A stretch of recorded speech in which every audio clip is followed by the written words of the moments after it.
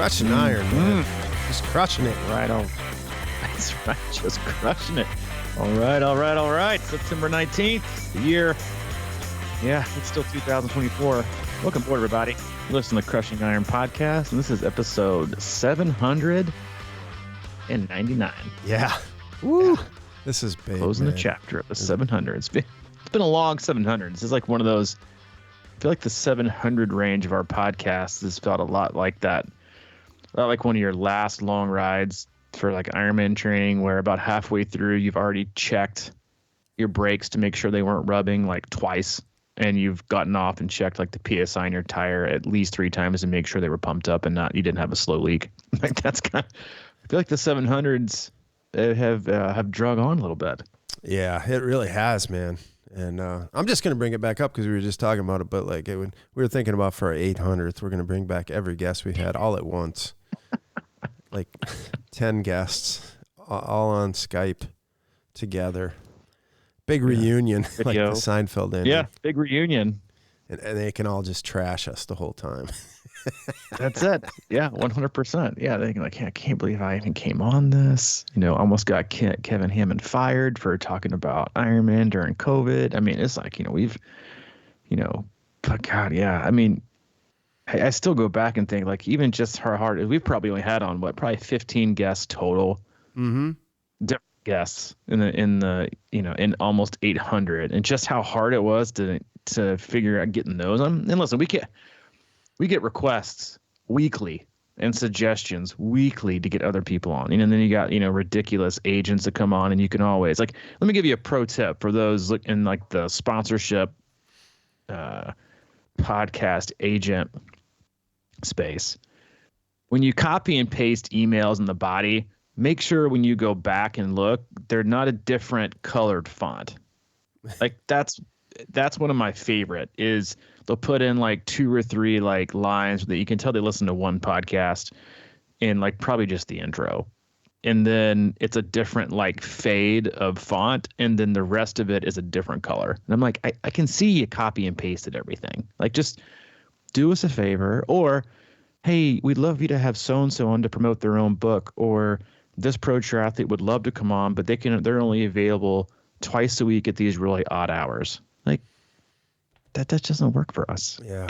They just, Tuesday, Thursday, 10 o'clock for the most part. Outside of that, it's right again. So it's just, I give a lot of credit. I mean, I give a ton of credit to, I guess, pretty much every other podcast out there. All they have is guests. And the amount of work it probably takes in like backdoor, like the amount of DMs they probably have to slide into in Instagram to like get in these is probably enormous. And I can't do that in my life. So I give them a lot of credit for just having that many in the queue and always having to be ahead. It's probably pretty stressful. Yeah. I'm sure it is, man. Yeah, I don't have room for that added stress. It's stress to my life. I mean, yeah, well, we got chewed off for not prepping for Mike Riley, but we just didn't have time, man. It was just sort of I'm kind of like, you want to come on the cast? We'll do you a favor, We man. threw the guy a bone, right? Middle of the pandemic. I did it from my house. I remember sitting in the corner chair in Chattanooga. No time to read his book, like 48-hour turnaround. Yeah. We'll throw you a bone. Come on, promote your own book. Yeah, that's it. But I was listening to a podcast the other day, and I totally get why, a lot of people put on, reoccurring guests. Like the content's easy. You just got to interview somebody. But it also makes it to where if someone doesn't like the podcast, they just don't like your guest. Mm. If they don't like our podcast, they just don't like me or you. Yeah. So that's you can look at taking that person, but also look at it as, what it just gives us like the last week's Thursday podcast we talked about, fueling and critical thinking really about how, what you put in your body is like, not many people throw that out there because you just get, you get ridiculed, but you know what, bring it. And you know what, I might get ridiculed today, and that's totally fine with me. I'm open for the ridicule, man. But yeah, if you're craving a 800 podcast where you have on the most random guests you've ever seen in the world of triathlon, let us know. We'll see if we can. We'll get our agent out there, make a few phone calls, and see if we can pull at least two of them together. Probably be like Ken Hammond and Ross. That's probably the only two we could probably swing now. Everybody else has gone on to do a lot more like famous things. Yeah. Who's been your before we get rolling? Who's been your favorite guest we've ever had? And you can't say Maddie. Well, I think I've already said this. I think it was Zach Showalter, actually, just because of the timing of it for me. I forgot he was even on the podcast.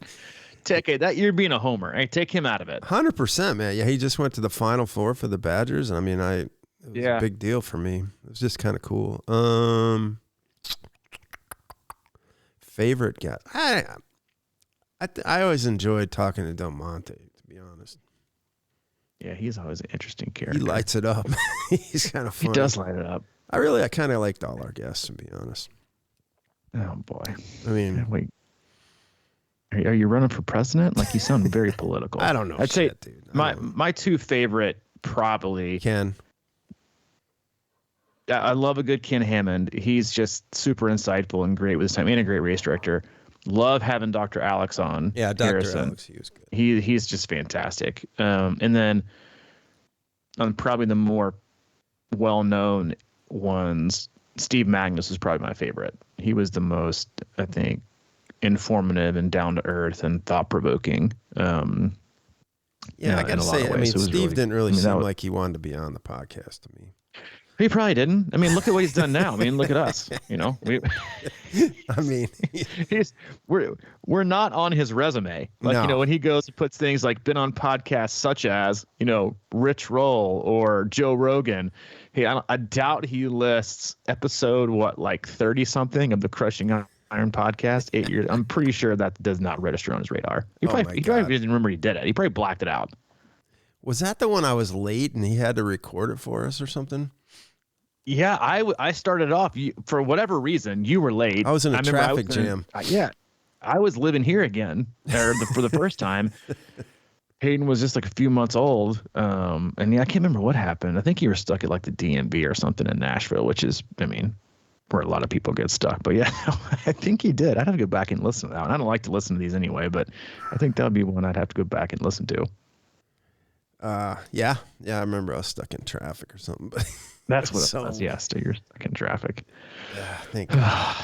Those are the days, but this is a new day. You know, we talked a lot about last week, or, you know, post, I guess, Ironman Wisconsin, about how resilient and durable and just kind of how like hard that course is on your body. And then obviously we moved into that conversation about fueling and fat oxidation and just being more, you know, open, I think, and maybe just more diligent into trying to understand the what, the when, the where, and the why, like why you put things in your body. And this has been, you know, the topic for today.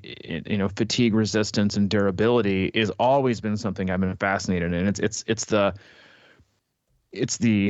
the core of one of our favorite quotes, in especially for 70.3 and Ironman racing. Like, you know, what we talk about today it's still something you can apply to, you know, 5K, 10K training, half marathon training, and then, you know, sprints and Olympics. But at the most part, like fatigue resistance and durability, and sometimes those are interchangeable, are, you know, 70.3 marathon, ultra distance, you know, running races, gravel racing, and then Ironman triathlon. Like, and we always talk about, it's not in Ironman racing specifically, and even in 70.3s, it is not how fast you go, but it's how little you slow down. And so this has always been something that we've been interested in and always kind of advocated when it looks at training and how, and more specific, like how you train, when you train, what system, and then really like the most important piece is like how you measure. So we'll talk a lot about that today, but I think it's a really important piece for people to consider and think through, whether you're a coach or whether you're self-coached. In one, you know, how you measure fitness, you know, and what are you measuring? Fitness, are you measuring fatigue resistance, and how are you doing that within the three sports? So that's always something, you know, at like our camps, like maybe in the pool deck, we'll talk through like and I think this is probably true with, maybe not so much with running, or excuse me, with cycling, but to an extent running, but to a greater extent swimming, is we like to break swims down into fitness, form, and fatigue resistance. Obviously, the form, you don't really work much on your cycling. You work a little bit of it, when you're running in terms of form, but the other two is really just fitness based, right? So like a boosting VO2 max, boosting your threshold. And then obviously fatigue resistance would be more like increasing fat oxidation, your aerobic threshold, and then what you can do later on in rides. We've always been big proponents, two main things, especially when it comes to cycling and even running, the negative split, right? Starting off slow and ending fast, right? And that's a huge thing that most people don't do in training, right? And it's about how fast you can go on fatigued right legs. And then same thing with rides, right? Lots of big gear work, and then also putting in either longer, harder intervals at the end of a long ride. So like if you got like a 5-hour ride easy for 3 hours, and then, do 3-4 intervals at tempo or threshold to see and measure what your fatigue resistance is, or you could do something where if you want to go the reverse way, you could have intervals at the very beginning that are really, really high, and then just kind of see how long you can hold like a steady pace at the end. Same thing goes for running. And so I think one of the biggest areas that most triathletes miss is, one, they're trying to figure out what to test and when to test it. And let's be honest, we're all the same way, right? We all like to test fresh, right? And everyone likes to see the best result possible, right? Everyone likes to see the highest watt output for your FTP test, or the fastest pace for your 5K, or the best CSS pace you can possibly have in the pool. But what happens is most people go into these and they come into these tests 100% totally fresh, right? They take like 2 days off because all they care about is the 6 to 15 watt increase they might see from the last test they took in 4 to 6 to 8 weeks ago. That's all I care about. And as we've always talked about, you see many athletes, especially self-coach athletes, always want to look at their FTP or their threshold, and they want to take a percentage of that as what they can race at. But it is irrelevant, right? What you can do fresh is irrelevant, right? And this is why I always laugh at like the Garmin predictor on your watch. Like you go out and run like your fastest mile, you're doing repeats, and it's like, oh, marathon predictor 2:55, and you haven't run over like 55 minutes or 60 minutes for like 5 years. So it takes your top end. It doesn't.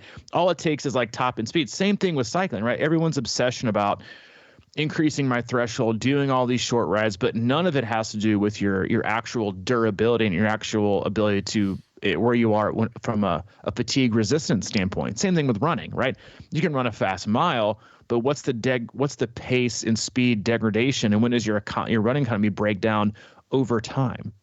And so when you look at, especially this time of year, looking at, so you're going in like your Ironman build phase, or you're looking at where to improve previously, I highly encourage, and we'll even talk about it here in a little bit, is how to measure, right? Ways you can measure fatigue resistance, and then ways to train it. And then why it's so important for athletes, right? We talked about a little bit before the podcast when we were having our usual 45-minute pre-show meeting and going over outline and details. Is that, you look at, take Nice, for example, this weekend, right? Yes, it's split up into 3 different sports, and a lot of people will tell you have to measure fatigue resistance independently, which I completely agree with in terms of, swimming, cycling, and running. But when you look at the athletes, the females that are more than likely going to win Nice, they're going to be the ones that are running the fastest in the last 10K. I'd be willing to bet my money right now that the 2 or 3 the top 3 of the top 3 females at Nice, at least 2 of the 3 are going to have the top 2 marathon splits of the day.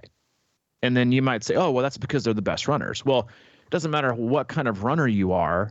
If your fatigue resistance is low and you're absolutely demolished on the bike and the swim, and then even on the run, it's all about who can run the fastest last 10K, right? Versus and looking at the delta between what they're running and what their competitors are running. Same thing when it comes like the Tour de France. Like you look at the difference between the one day, the classic stage racers, or the people are going for the sprint, the green jersey, they've got it for about 45 seconds or a minute max. The Grand Tour guys, the guys that are winning the Tour, honestly, they don't care nearly as much about what they can do in the first 5 minutes. They care about what they can do in the last 5 minutes. And so there's a lot of considerations to take into account when you're looking at why people are and why people are not fatigue resistant. There are also ways to test that. And then once you get that test result, looking at ways to improve that and how to improve that. And again, really trying to think about how we can apply that to especially long course racing, right? Because some people will see, durability. And again, I said when we started off, like durability and fatigue resistance are kind of interchangeable. Durability, when most people hear that, they don't think of, how am I going to break down aerobically? They think about like, bone, tendons, ligaments, like how likely am I to have an injury? And that's how usually I think about it too. But if you think about it in terms of fatigue resistance, like why do most people get injured? They get injured because their economy breaks down on their run. More than likely, it's almost always on their run. Their engine is so high, but their durability is so low, right? We always use the analogy of like putting the engine of a Mack, one of these Mack like trucks, like bulldozer, inside of a Mazda Miata 2-door. It's going to rip the thing to shreds. Mm-hmm. And so what happens is you've got athletes that are only concerned about speed but not durability. And so what happens is if your fatigue resistance is low, but your high power speed is high, then what's going to happen is regardless of speed, your economy is going to break down. Same thing with cycling, same thing with running, same with swimming. And now you see your form start to falter, and that's when you're still creating an enormous amount of force and you get injured. You also see it, you don't see it in cycling a lot because it's obviously you're pedaling on a fixed platform, 360 degrees. It's hard to like really mess up unless your cleat position is way out of whack or saddle's too high or too low. You see the same thing in swimming, right? From a fatigue resistance, standpoint, is you got all these athletes that are really focusing on, I got to have the perfect technique, the perfect technique, the perfect technique, the perfect technique, but you have no strength, no muscle endurance, no fatigue resistance to even hold it for longer than 25. But you sure can kick on your side with fins and a snorkel for 200 meters, and then you wonder why you can't hold it for 200 or 300, right? You've got to have the fitness and the fatigue resistance to hold the form for long periods of time. And again, just like running, but in swimming, when you talk about shoulder injuries or issues with your elbow, it's not because you don't know what to do for the most part. It's that you're still trying to swim at a rate that is creating force as your arms move through the water, but now your form is broken down because you can't hold form because your fatigue resistance is so low. And so again, like as we move through this discussion, I really want athletes to consider, again, not the highlight not the highlight. That's the right word. The damage to an extent you're doing to your game plan when it comes to race day, and only doing things and testing things fresh and short, and then assuming that applies to 2.5, 3, 5.5, 6 hours on the bike, or an hour and a half up to 3 hours on the run. Mm. Man, as you're talking about this and you're talking about Nice and how they're going to be running at the end and everything like that. And I always, obviously pros are a whole different animal, but it's kind of all relative, right? So I'm really interested in thinking about, how, middle of the pack sort of age groupers just want to have their best race, right? So what does that mean, and how you divide up understanding fatigue in the swim and the bike, and then getting to the run and having something left. I hadn't swam since the race, and I swam yesterday. I had that fatigue and I started getting a sore shoulder, the same type of deal. It's like, so I'm always thinking about, I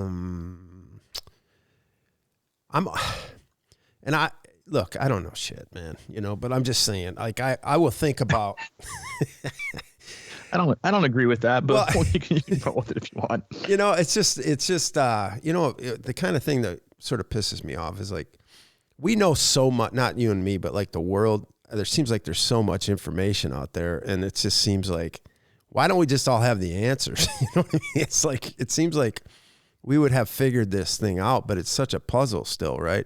And I don't know, man, when I'm training, I'm always, it's interesting to me because like what you're talking about is like, no matter where I am in my fitness, I'm kind of always thinking about that. Like if I'm swimming long, I just try to find what that is right there, right? Like what's my durability at this pace or this pace and this sort of thing. And I just wonder how often people think like that. And, you know, and it's just weird for me to know that, you know, I could probably, you know, definitely go faster than I go sometimes, but like, I sort of am always like sort of crystallizing effort and pace. And I know this has sort of been my thing, but it's sort of always in the moment. And I think, I mean, really to me, that's a huge part. It's become more and more important for me just to stay healthy and get to the race, you know, and show up and be able to do it, you know? And so I'm always walking that thin line between, you know, pushing it and pushing it. And I think one area though, I love when you talk about like, you know, the Tour de France riders and these cyclists, because for me, I always think I probably have more on the bike than I think I have. And I think most people have trouble finding that, I don't want to call it a threshold, but you know, that, you know, they think the bike's taking more out of them sometimes. I'm really fascinated with that sort of angle, because, you know, so to me, sometimes it's like waking myself up and getting after the bike a little bit more actually seems to give me more oxygen, more energy, things like that. So I've just been on that since I've been thinking about Ironman Wisconsin and how I rode, and I almost feel like, you know, I was trying to maintain it, but I don't think I was at really where I should have been. I think I was almost lower than that. And I wonder sometimes about how that kind of like lulls you to sleep a little bit or something like that, you know, when you're in a race. So I don't know if this even fits at all into what you're talking about, but no, I mean, it fits, you know, and I think, you know, going back to when you said, I don't know shit, like, you know, a lot of stuff intuitively because you pay such close attention to your body that, you know, is scientifically proven. Most people don't pay attention to their body at all, but gravitate towards science that they want for their body. And so when you look at things like the topic of fatigue resistance, like, you know, there are a lot of ways of measuring. You even brought up like one from an RPE standpoint that is like one of the tests you can do from a measurement standpoint, specifically on the bike. Like if I went out, right, because really, you know, fatigue resistance, what you want is you want the difference between your fresh effort and your fatigued effort to be as close as possible.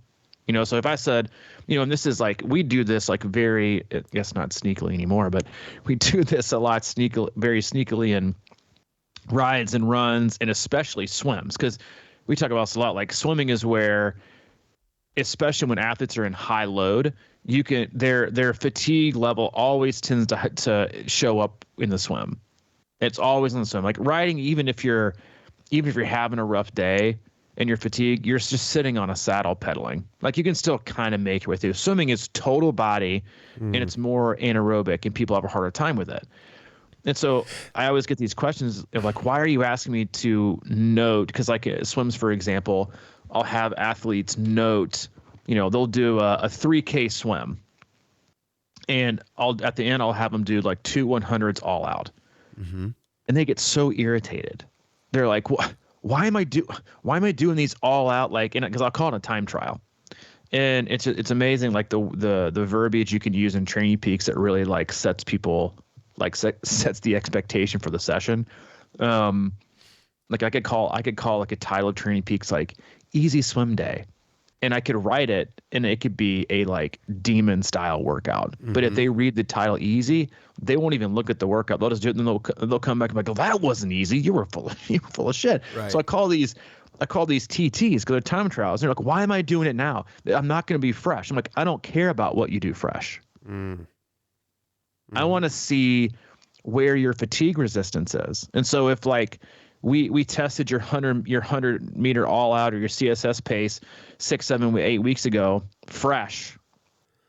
And then 6, 8 weeks later on a Friday after a 4 to 6 week swim block, So the end of the week when you're tired and you just did 3K, if you can now do a time that's even just like 2 to 3 seconds off, hell yeah.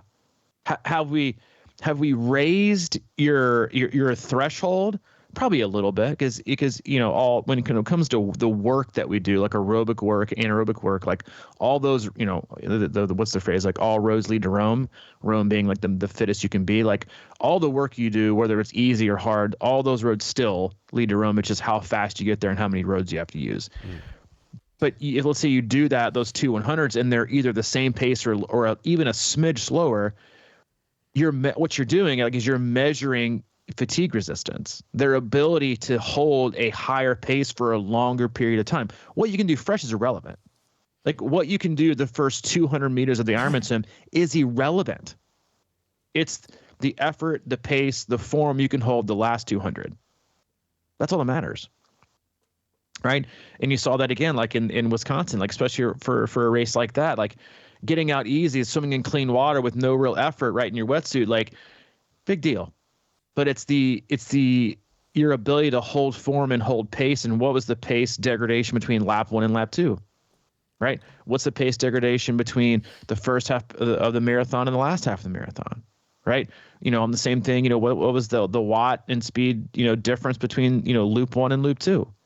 That's all that matters, right? And so there's actually from a cycling standpoint, there's a couple specific tests you can do. We'll talk about those in a minute. But to your RPE point, and I love this test because, again, the thing I love the most about fatigue resistant testing is that you don't ever have to label it a test. Ever. Right? Occasionally you can label it a test if you want to. If you're starting out a block and you haven't done this with an athlete before, you can put in a specific protocol and measure it and figure out what the difference is, how much you need to work. But for a lot of workouts, you just look, right? And you give them the same workout 3 weeks in a row, and after 3 weeks of fatigue, if they can hold the same watts or even a little bit lower, maybe in a smidge higher, they're getting fitter. Fatigue resistance, right? We always say fatigue masks fitness. But if I said, all right, Mike, I want you to go out on your bike, and I want you to pedal easy for 10 minutes, then I want you at a RPE, right, of 8 to 9, I want you to pedal, I want you to go all out, between 8 and 9 RPE for 5 minutes. Okay, and let's say that output's 300. Okay? And then I want you to pedal easy for 60 minutes. Just easy, like 60% below, 60% or less thresholds. We're just barely turning over the pedals. And then I said, all right, Mike, now I want you to do another 5-minute effort that's the same, RPE based. Give it an 8. Well, if you don't have very high fatigue resistance, what's going to happen is your 8 to 9 effort now is going to be about 260, right? Maybe 265, 270. So that's a pretty big difference, right? And so what you want is it's always going to be a difference, but you want that difference to be closer, right? You want it to be maybe 10 to 12, max 15 watts. You don't want it to be 35 to 40 because let's say after an hour, if that's the difference after an hour, think about the difference to be after 2 hours. And I love the RPE thing too, because it's also, I'm a firm believer in what you feel is reality. So your 8 is telling you, like, this is all I got. Like, this is 8, 9. So if that's 40 watts lower, then now as the coach or as the self-coached athlete, you look back and you think, all right, now why is the difference so huge? Right? It could be lack of long rides, like going back to like the Garmin joke, like your long run's 50 minutes, you rip out a 1 mile. And it's like, oh, your new PR is, you can qualify for the Olympics, Olympic trials in a few months, even though you haven't run longer than 50 minutes. So it might be a lack of long rides, right? Aerobic base. It could also be you haven't done enough intervals long enough, right? So you expended all of your energy and you don't have the muscular endurance to have anything left towards the end.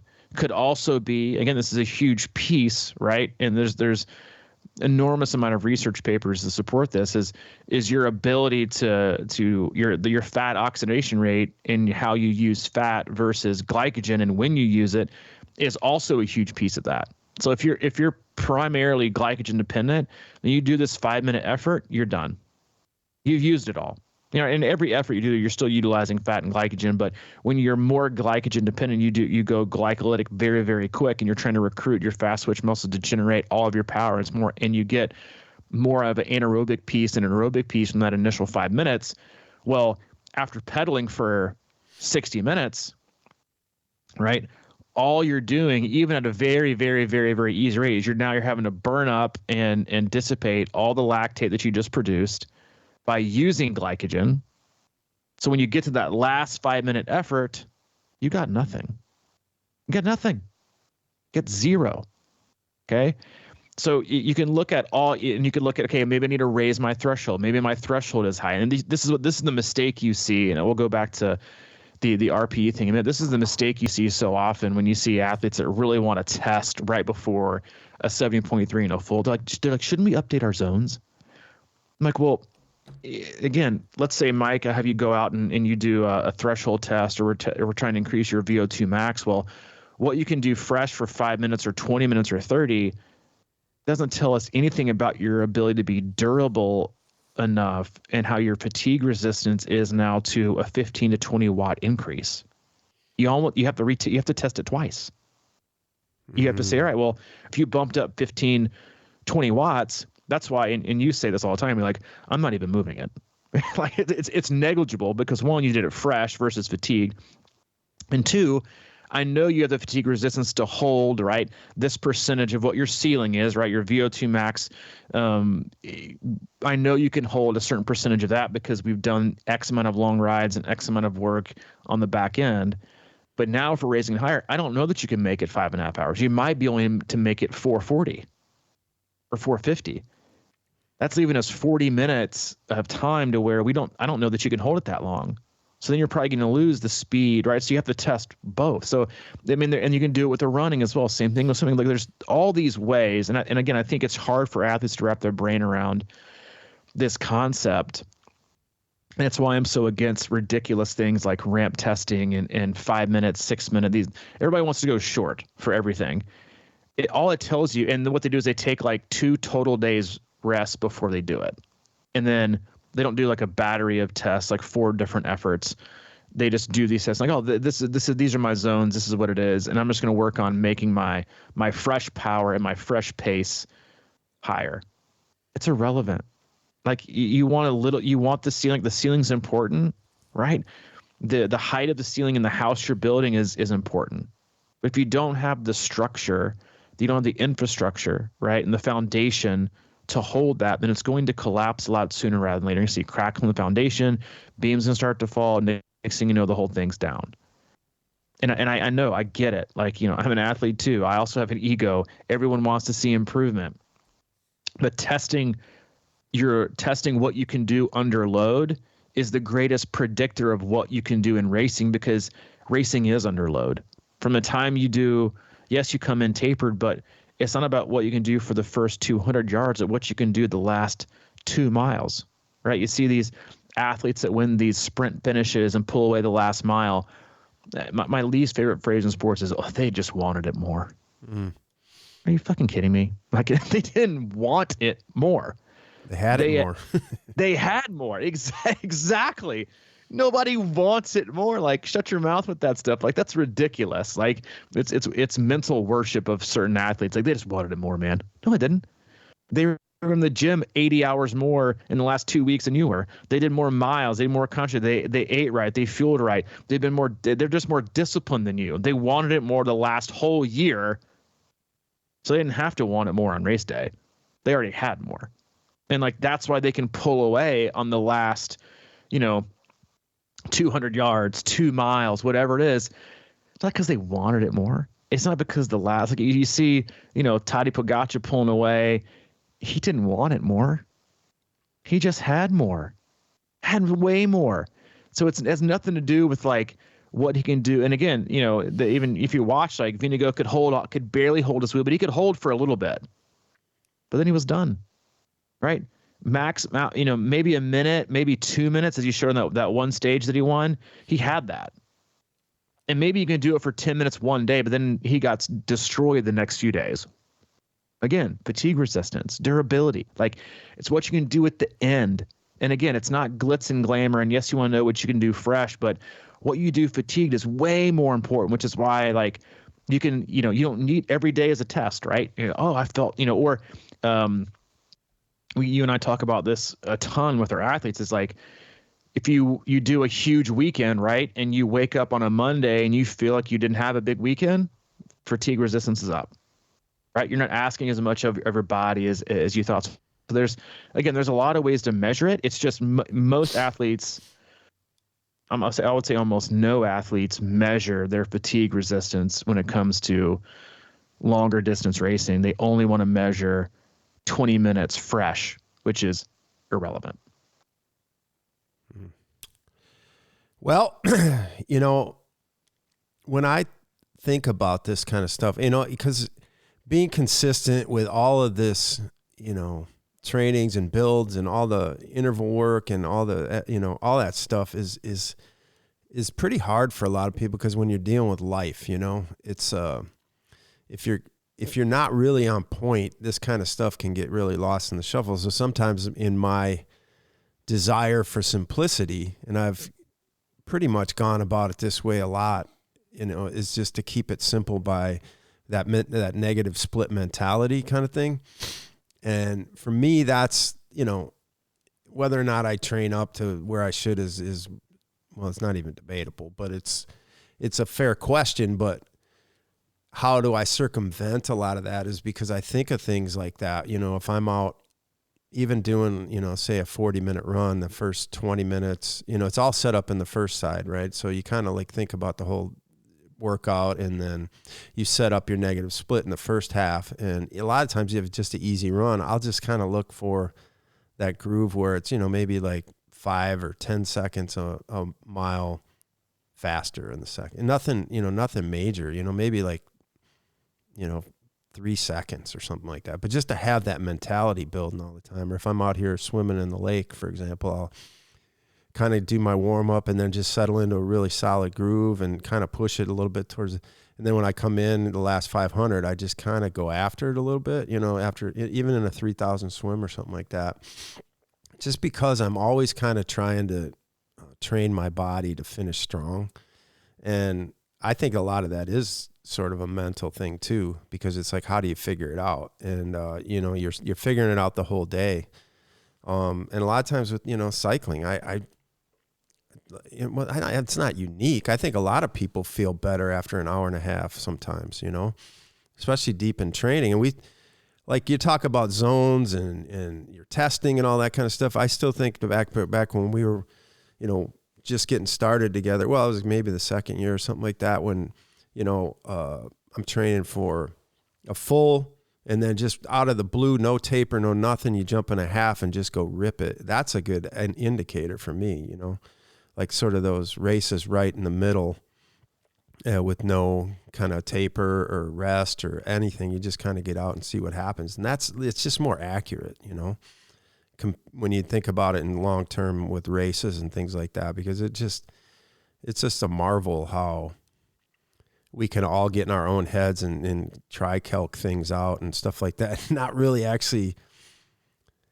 have been in the actual situation. But, ideally we're going to be thinking this is going to happen, but you just forget about the 4,000 yard swim or whatever, it's like,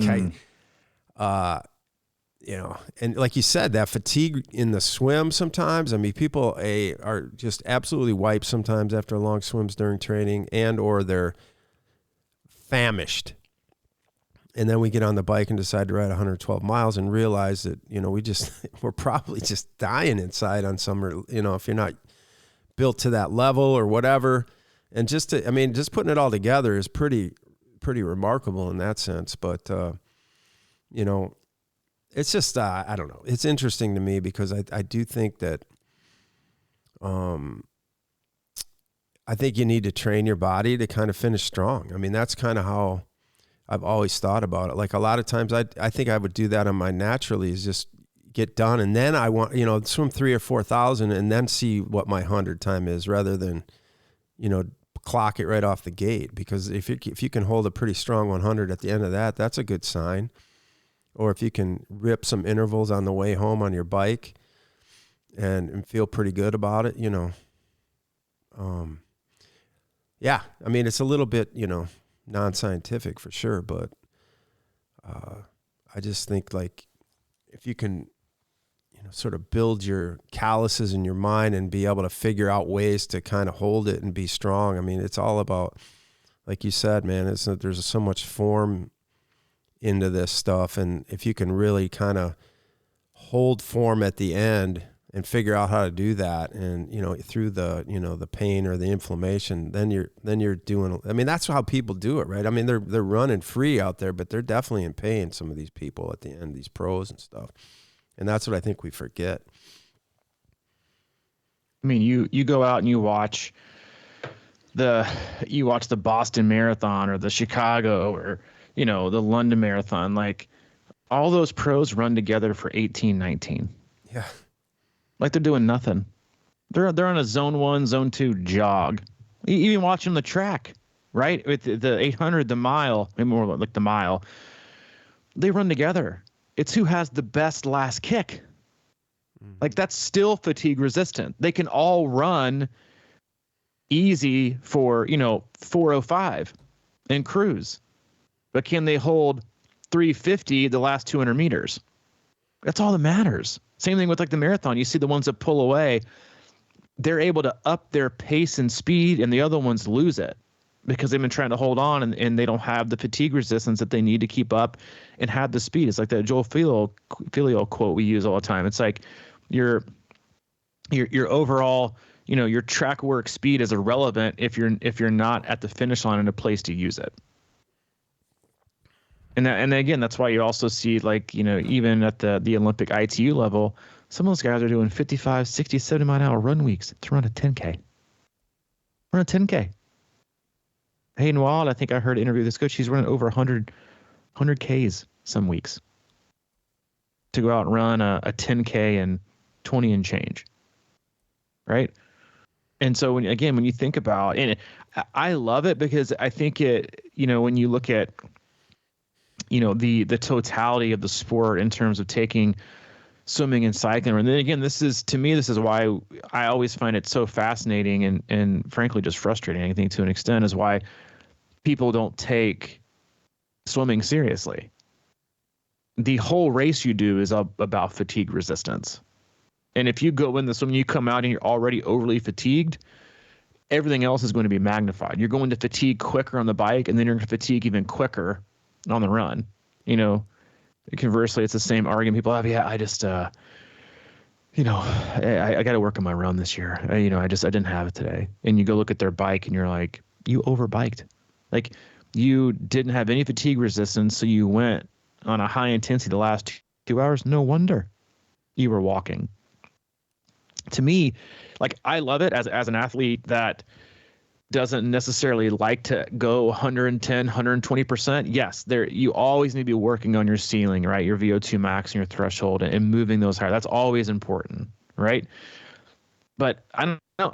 I'm a grinder. I can go 90% for a long time, right? And I remember listening to an interview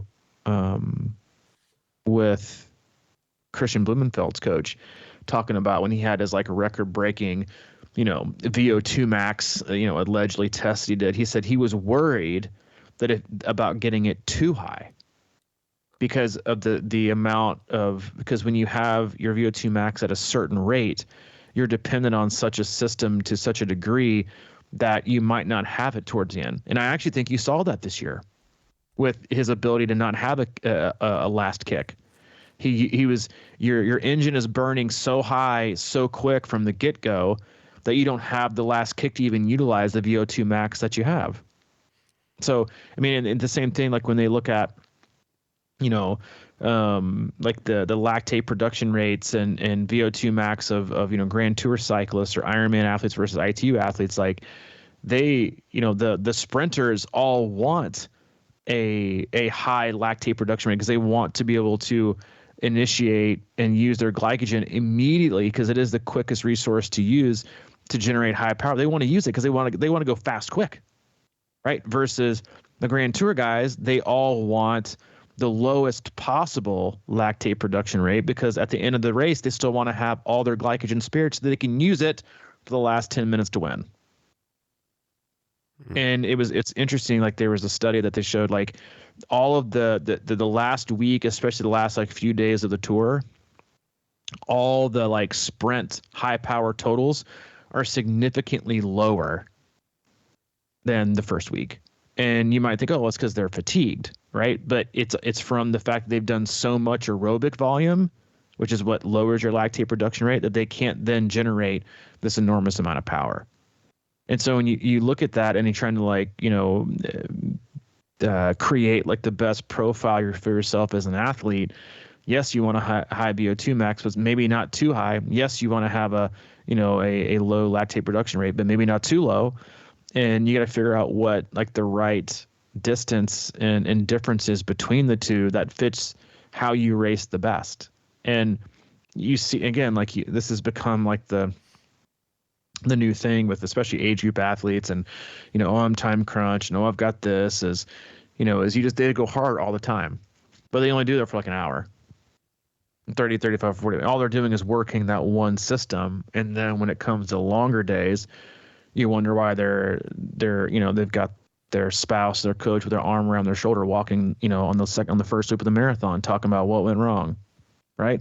Well, didn't you want it more? No, you wanted it too much in training. And so all you did was work on a specific system and not fatigue resistance. You're only worried about your max, and you didn't think about the run. Like going back to the swim, it's like your energy starts from the time you take your first stroke, right? There was a paper, and I think I cited this in like the first 20 podcasts we did.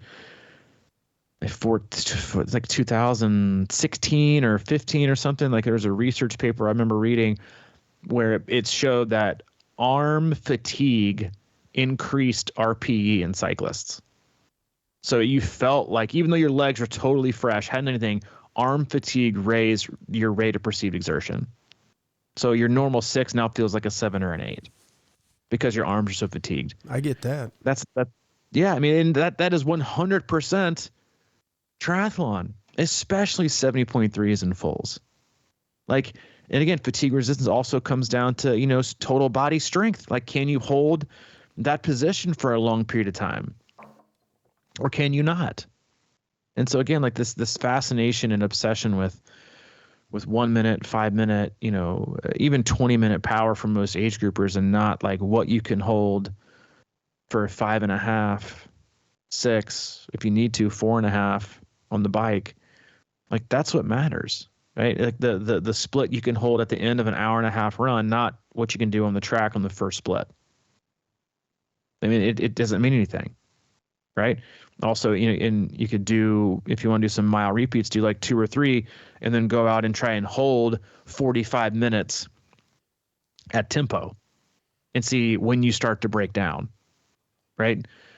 And you can do that with all things. Like, and you can do that even on yourself as like a, if you're self-coached, like you can do let me warm up for an hour and then let me see how long I can hold this percentage and then I'm just going to do it for as long as I possibly can. And then you hold it for 2 hours and 20 minutes. And then you train for 6, 7, 8 weeks. And then you come back and you do it again. You hold it for, 2:45, 3 hours. Boom. Fatigue resistance. Did your threshold come up some? Probably. Did your VO2 max come up some? Maybe.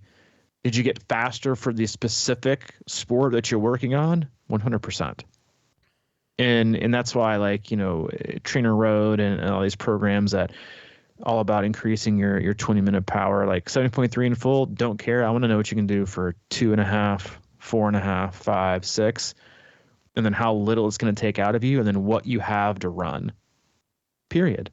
And I think, again, like I mentioned before, I think you're really going to see that this weekend in Nice is, it'll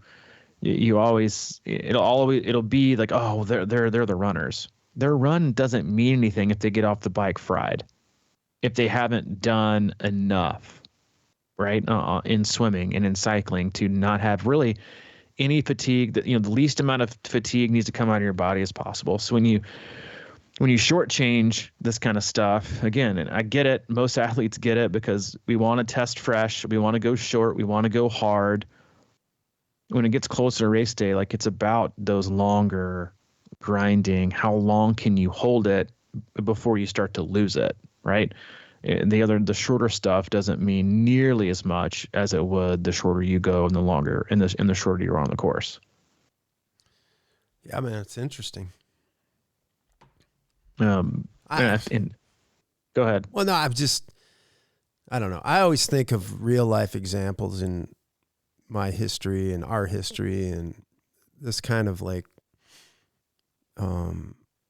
goes back to that track day that you did with us, and you do a half marathon on a track, and you just knock off a little bit each time. You're going down the whole time, every time. We took a little break between mile repeats, and you start in a way, and then every time you do the mile, it goes down a few seconds, and you kind of did it by feel, right? I think we had our watches covered. I feel, yeah. But like shit like that to me is always just stuck with me as like that is what's important, and like you said, it's an endurance event. So how do you get stronger as you go, and the ability to kind of hold it in such a way, running intervals in, deep into a long run or something like that. And just to feel it and get used to it and believe it too. Yeah, I don't know. Like I can't, I'm just not a scientist on this kind of stuff, but like, to me, that just all makes sense. And I think that it's, we've all been there. We talk about don't believe how you feel, right? So if you get in a mindset where you're just screwed out there 4 miles into your Ironman ride and think it's over, then you're in trouble. But like if like you've been through it, just figure it out. Sometimes for me that's just like pedaling soft for a while or taking a little time to drink a little extra or whatever, cruise, and then somehow you kind of rebound, and that's what we're looking for, I guess, a lot of times. No, it's 100% what you're looking for. I mean, and like when we did that day. It was hot. God, it was hot that day. Yeah. But we did it. We didn't do it on the track for speed. We did it on the track for a controlled environment. Mm-hmm. And I remember, I think Waski was ahead of me like the entire time until like until like the second to last mile split. Mm. And I had paced it right, and I was able to pull ahead of him. And so the first mile he whipped my ass. The last 2 miles. The pace difference was so great, I ended up finishing ahead of him, and that is it. That is long course race. That's why like we love negative split runs. Like, oh well, you can run your 5K, your open 5K pace is 7 minutes. Congratulations, right? But if your last 5K on a half marathon is 8:30. Then there's a huge, lack of fatigue resistance. There's a huge hole. There's a gaping hole there. Let's say you go and you can run again. Your open 5K pace is 7 minutes. In the last mile of an hour and a half run, you click off like a 7:20. Hell yeah! I mean that's what it's supposed to be. Your ability to generate that pace under load, under fatigued, is how you measure fitness. And I think there's just a giant disconnect with age group athletes and their obsession with individual fresh, test results and how you measure true gains and performance. Like, yes, you need to be specific and know what you're training for. It's about load management, and it's about what you can do under load. And if you can handle load, one, you're getting fitter. And then if you can start to perform a little bit better or the same as the weeks and the workouts go on, you're getting fitter. And then you're getting a lot fitter when you can start to see improvements in the latter stages. That's increasing fatigue resistance, right? And so I think that's why I would argue I will say a 2 hour negative split run in a prep for an Ironman is a much safer and intelligent way to go than a 2 hour and 45 minute easy run. Because your last mile or two of that 2 hours, you're running hard after an hour and 40 minutes of fatigued legs. And if you're able to do that, it says a lot more about your fatigue resistance than a 2 hour and 45 minute easy slog. Yes, long runs and long rides and long swims are important, but more than likely what's going to happen is your pace is going to degrade anyway, going the same speed. Right. And you're going to have terrible form. Going back to being able to hold form. It's always the runner. That's why I always marvel at like Annie Haug, when she runs, or back in the day when Rennie would run. It's like they look better at mile 25 in Kona than I do on like a 20-second stride. It's like, because they've worked. Patrick Lang it too. It's like they have this. Gustav Eden's the same. Like their fatigue resistance is so high that they can hold, again, going back to the durability argument, they can hold form for so long at that rate of speed, right? And again, going back to efficiency, like I know we talked about, your utilization of fats over carbohydrates and glycogen and how long that can go, but also like just the economy, right, is being able to generate the same amount of speed and power with less effort because your economy is so great. Right, your run stride and your form is same thing with swimming. Like swimming is the greatest example. A person, you look at them in the pool and they're like, God, they're swimming so slow, and then you look at their splits and they're 20 seconds per 100 faster than you because they're just so efficient and they look so easy. Same thing with when you watch like the marathoners, it looked like they're running 9-minute miles because it's just so easy, but they're so economically efficient that they're going so much faster at a less effort, which is taking less out of them. And so again, when you piece those all together and you're trying to create the athlete that can withstand the onset of fatigue to where it really starts to break you down, like that is the name of the game in marathons and ultra running and 70.3s and full distance. Like that is the name of the game, but it's not nearly as exciting, as people want to be. So, I mean, I think it's a good test for the self-coach athlete to do is like, go out and pedal easy for 10 or 20 minutes and, make sure you standardize between that one and the next one. Make sure nutrition intake's the same between all, but go out and, do a 5-minute all-out effort and then pedal easy for 60 minutes and then see what your next one is and see the drastic difference in watts from first 5 to last. And then again, you can kind of see like what kind of profile you have and where you need to work. You might not like the answer of how to fix it. Longer rides, become more economical, more metabolically flexible. Intervals at the end, but the intervals at the end, my legs will be tired. I can't push the watts that I want to watch. Push the watts that I want to, and then people are going to see that and think I'm getting slower. But it's all about race day, and you hear athletes all the time. It's like, how many times can you have a bad race and get back to the drawing board and keep making the same mistakes over and over and over and over again? And hell, if you're end of the year, it's a great time to plan differently for next year. And if you're finishing out your year, you got long stuff, maybe change things up a little bit in terms of where you're putting the intervals in your rides and not going all out all the time and understanding and wrapping your brain around like what really matters for the distance that I'm trying to do the best at. Yeah. And what I think is really interesting about this, and maybe this is where some confusion lies, is we talk about long course racing is, a lot of it being a strength event. You got to be strong. And when you boil it down, what that means is creating fatigue resistance. That doesn't mean squatting 400 pounds. You know what I mean? So I think that we kind of get confused sometimes by what long distance strength really means. It doesn't mean you can, lift a car. It means you can hold form for a long time.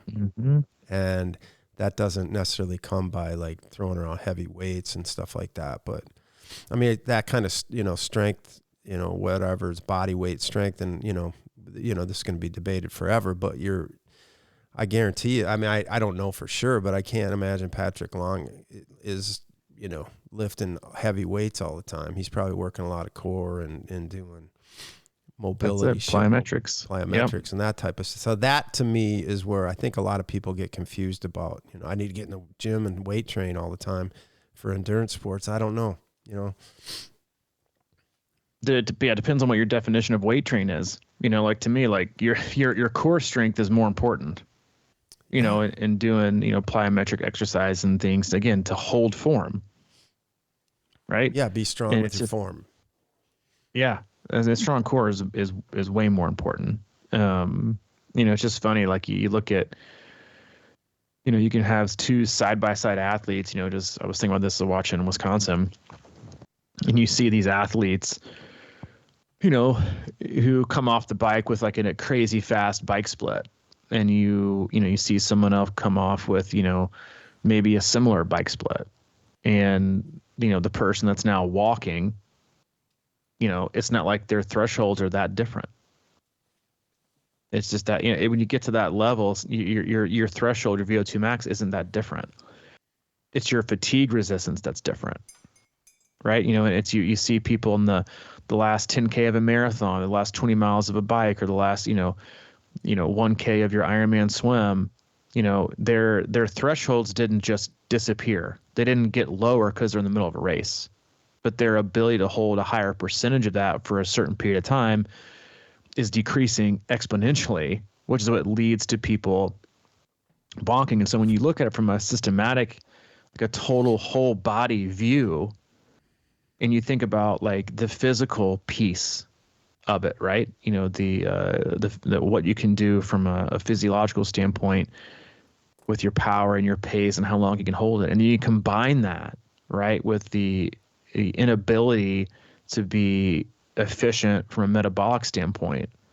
And then you combine that again with the inability to be emotionally and mentally engaged for long periods of time, right? You can't do it. Those are three like glaring areas of weakness and flaws in your overall fitness, right? But none of those will be touted and talked about and showed off in the weeks before. It'll be, oh, I just increased my FTP by 12 watts, or my ramp test that lasted 12 minutes, I went up, 8 watts, or my 5K pace went to this. Like, you're not paying attention and putting yourself out there for long rides and hard things, outside where you have to stay mentally engaged, and you're swimming, you're cutting back to 2K versus keeping it at 4,500 because, you're done, swimming long. Like all that stuff shows up, you go out for your 10Ks and you're shoving down 6 gels, and like all those things, again, like durability. And again, like the fascinating piece is like the more you read on the topic of durability and fatigue resistance, and the factors include that, they all lend themselves to more of like a whole total body health. Like how is your body operating? Like how does it to me, it's very symbolic of like, the sugar crash. Like you can be great and do an enormous amount of work in 20 minutes, right? Because you're jacked up on, 2 cups of coffee and a protein bar. But then after those 30 minutes, your ability to work is greatly impaired because you crash hard, right? And maybe you take another cup of coffee and then you yoga. And after that, it's just, there's no going back. So being, again, like in terms of like how we, I think, are made to operate and withstand, like you said, life and life stress. It is a marathon, not a sprint. And I just think way too many people train their bodies in a sprint way and then wonder why they're not there at the end, right? They start off the day, with 2 hours jacked up on 17 Monster energy drinks and wonder why they can't do shit for the last 5 hours of the workday, right? Or you're busting out 1K repeats on the track every week and you couldn't be any more pumped with your new 1 mile repeat. But when it comes to how you apply that to running marathons, and it was first in Aaron Corner, one of our coaches, I remember the first conversation we ever had, he was just a tremendous athlete and a great runner. The first conversation we had when I looked back at our file before we started working together was, I just frankly said, like, you don't have any business running this slow. You don't have any business running this slow in Ironman. Like this, you have no business with the speed that you have and what you're running. You have no business running this slow. And that is like when you look back and you see athletes that have, great open times or fast times, or you see what they're doing in training, like it sometimes it doesn't make sense. So again, like focus, know what your goal is, and then peel back the layers of the onion and figuring out like how do I get there, and then asking yourself again, like, do I care about what it looks like in my journey to get there, right? Do I care about the medals and training peaks every other week when I'm doing all out efforts? Or do I care about what it looks like on race day when at mile 105 it feels like mile 5? And that's, again, that style of training isn't for everybody, but it is the solution for a lot of bodies. There you go. Yeah, I feel like this was another one of those, like, people are going to wonder if I was on 2 times or 3 times speed today. Yeah, whatever. I mean, we're really passionate. Not going to apologize about it. We're really kind of giving the bonus content lately, going long. Given that we're listen, dude, we're getting longer as we go. See, the 700, right? We're showing people that you can. It's not about how you start; it's about how you finish. Exactly. See, our podcast by the end, by time we get to 1,000, we're gonna be like 2.5 hours, just ripping them out. No big deal. It's all about the negative split. That's right. All about the negative split. Well, we hope you enjoyed today. You got Ironman Maryland this weekend. Have fun. Ride hard. No, but not too hard. But no, everybody have fun. Nice this weekend. You got the Ironman World Championships for the females. I won't ask you to make picks, as I doubt you've even looked. But I think it's going to come down to, I don't know. I got Annie Haug taking the win. Wow. Laura Phillip getting second, and then I got Lucy Charles Barkley in third, and if not her, probably Els Visser. But yeah, I think the swim it's gonna be the easiest swim in maybe Ironman history. I think, as long as the rain holds off, because I think it's gonna be wetsuit legal, current water temp 74, and then what I also don't think people realize is that the density of the salt in the salt water there is a lot higher than it is over here in North America. So really, you add a wetsuit and you add salt water, like, as long as the sea is calm, you're going to see some insanely fast swim splits. I didn't think they could wear wetsuits if it wasn't above, or if it wasn't below 72 or the pros. Yeah, it's true for the pros, maybe not for the age groupers. You'll see some fast times. I think I saw 74, and it's continuing to be cool. So yeah, it's gonna be close. I don't think pros should be allowed to wear them anyway in a world championship, but so yeah, should see that. And then I think the bike will keep people probably a little bit closer together, because you're not gonna have as many draft packs as you will in, like you do in Kona. It's just a big freaking draft fest there. And the run's pancake flat. So I think it's gonna be really fun to watch. And I think I would not be shocked. Oh fuck, I forgot Kat Matthews. I hope she wins. I don't know that she'll win, but I hope she wins. She's my favorite pro female athlete. I thought it was Taylor Knibb. I mean, she's not racing though. Oh, what? Yeah, she did hurt. I'd pull for her. Yeah, well, she's my favorite one racing. So I'm gonna retract. I got. Man, you got Annie 3 Howe, favorites. Kat Matthews, and then a toss up. Yeah.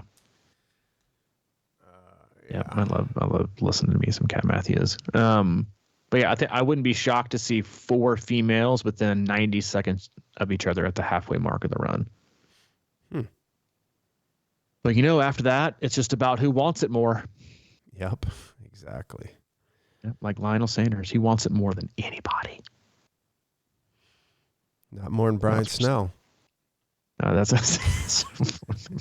Snell. It's all about how bad you want it. No limits, baby.